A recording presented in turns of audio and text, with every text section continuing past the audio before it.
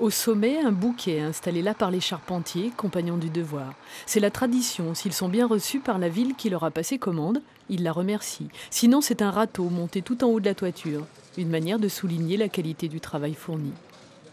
C'est-à-dire que les assemblages en fait, et les sections sont calculées en fait, en fonction de la charge qu'il y a dessus. Donc si on n'aurait pas de la charpente traditionnelle, on aurait de la fermette ou de l'ossature ou du lamellé collé. Et donc là, on a du chêne massif avec des assemblages en fait, qui sont repris traditionnellement.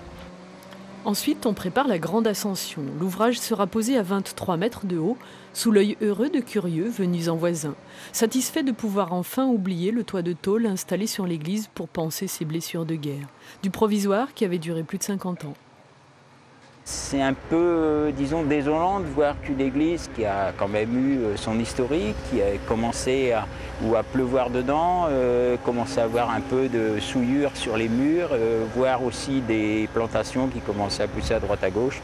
Quand ils ont fait les vitraux magnésiés, bon, tout ça, ça a été refait à neuf, donc ça, c'était une bonne chose. Et là, aujourd'hui, qu'on voit poser le clocher, alors là, c'est émouvant, ça me fait le plus grand plaisir.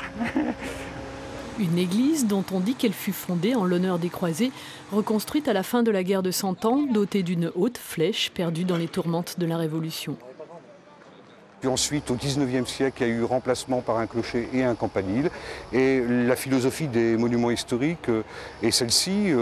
Il faut essayer de restituer les choses, les bâtiments, leur configuration, leur apparence, dans l'état où ils se trouvaient dernièrement.